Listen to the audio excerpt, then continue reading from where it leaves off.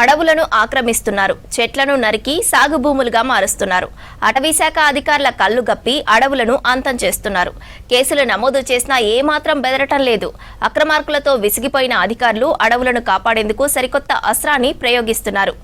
ఉపగ్రహాలతో నిఘా పెట్టి ఎక్కడికక్కడ చెక్ పెడుతున్నారు. అక్రమదారులు అడవుల్లో అడుగు పెడితే ఉపగ్రహాలకు చిక్కడం ఖాయమంటున్నారు అటవీ అధికారులు. మంచిర్యాల జిల్లాలోని కవ్వాల్ జోన్లో ఆక్రమణలపై శాటిలైట్స్తో నిఘా పెట్టారు అధికారులు.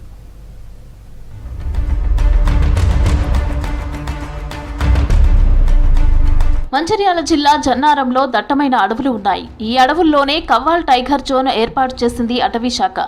ఈ పులుల అభయారణ్యం వేల ఎకరాల్లో విస్తరించి ఉంది. టైగర్ జోన్లో పులులతో పాటు రకరకాల వన్యప్రాణులు ఉన్నాయి. నీలుగాయలు, దుప్పులు, జింకలు, అడవి బర్రెలు, గొర్రెలు, నక్కలు, చిరుతలు సహా అనేక జంతువులు ఉన్నాయి. దాదాపు కోట్ల విలువైన అటవీ సంపద కూడా ఉంది. జీవ వైవిధ్యం, పర్యావరణ సమతుల్యానికి కీలకమైనవి అడవులు. అలాంటి అడవులపై కన్నేశారు అక్రమార్కులు. కవ్వాల్ అడవులను విచ్చలవిడిగా ఆక్రమించుకుని కోట్ల విలువైన టేకు వృక్షాలను ధ్వంసం చేసి అడవిని మైదానంగా మారుస్తున్నారు. వాటిని పంట పొలాలుగా మార్చి పంటలు వేస్తున్నారు. దీంతో గత కొన్నేళ్లలో వేల ఎకరాల అటవీ భూములు ఆక్రమణదారుల పాలయ్యాయి.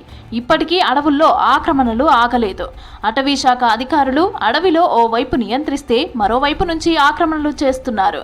కేసులు నమోదు చేసిన అక్రమార్కుల్లో మార్పు రాకపోవటం అధికారులకు తలనొప్పిగా మారింది.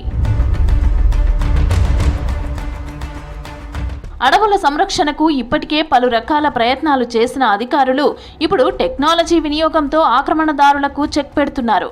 ఉపగ్రహాలతో నిఘా పెడుతున్నారు. ఇస్రోకి చెందిన నేషనల్ రిమోట్ సెన్సింగ్ ద్వారా అడవులను మ్యాపింగ్, మానిటరింగ్ చేస్తున్నారు. దీని ద్వారా అడవులు ఆక్రమణలకు గురవుతున్నాయా, విస్తీర్ణం తగ్గుతుందా లేదంటే పెరిగిందా అనే అంశాలను ఎప్పటికప్పుడు తెలుసుకోవచ్చు. ఒకవేళ అడవులు ఆక్రమణలు జరిగితే ఏ ప్రాంతంలో జరిగిందనేది ఉపగ్రహాల చిత్రాలతో తేలిపోతుంది. సంస్థ అయినటువంటి నేషనల్ రిమోట్ సెన్సింగ్ ఏజెన్సీ ద్వారా నేలపైన ఉన్నటువంటి వివిధ రిసోర్సెస్ని మ్యాపింగ్ చేసి తద్వారా డేటాని తీసుకోవడం జరుగుతుంది. వాటిల్లో అడవులకు సంబంధించి అటవీ విస్తీర్ణం ఎంత ఉంది, ఎక్కడెక్కడ అడవులు వ్యాపించి ఉన్నాయి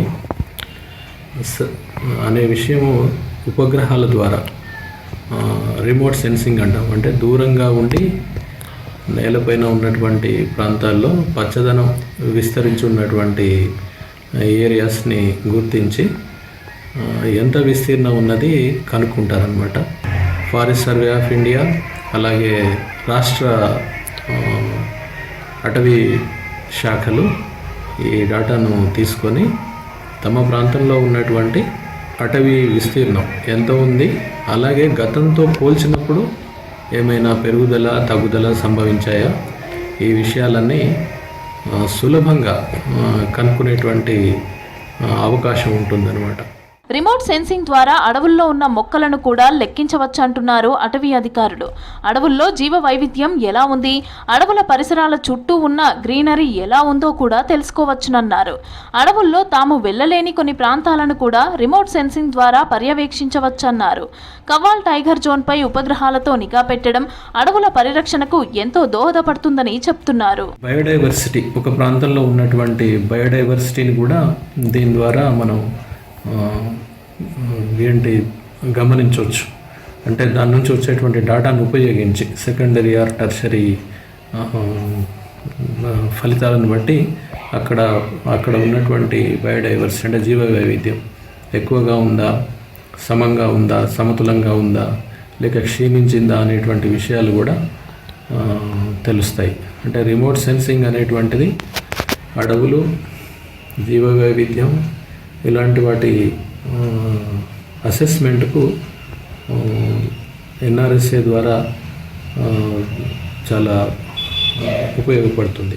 అడవుల సంరక్షణ కోసం స్పేస్ టెక్నాలజీ వాడటంతో ఆక్రమణదారుల్లో ఆందోళన మొదలైందంటున్నారు పర్యావరణ ప్రేమికులు.